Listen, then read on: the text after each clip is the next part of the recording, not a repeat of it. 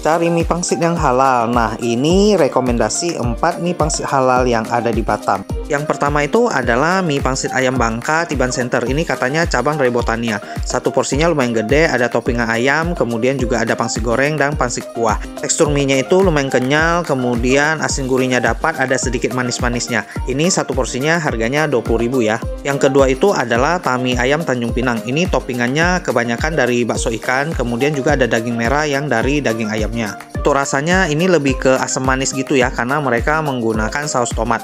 Tekstur mie-nya itu nggak tebal tapi juga nggak terlalu kenyal. Nah, mereka di sini harganya 20.000 ya. Untuk toppingannya juga enak-enak dan fresh. Yang ketiga adalah mie pangsit ayam Bangka Jojo. Ini tekstur mie-nya itu kecil dan kenyal banget. Toppingannya ada sayuran, ada ayam, kemudian juga ada bakso ikan dan ada pangsitnya. Nah, ini gue paling suka mie-nya ya, karena kenyal banget. Asin gurihnya itu juga dapat. Porsinya juga lumayan gede dan ini salah satu mie pangsit ayam Bangka yang paling gua suka di Batam. Harganya ada di 21.000 ya. Dan yang keempat adalah mie pangsit ayam dari Kalimantan. Ini bahkan tekstur mie-nya itu lebih kecil lagi. Rasa asin gurihnya itu dapat banget ya.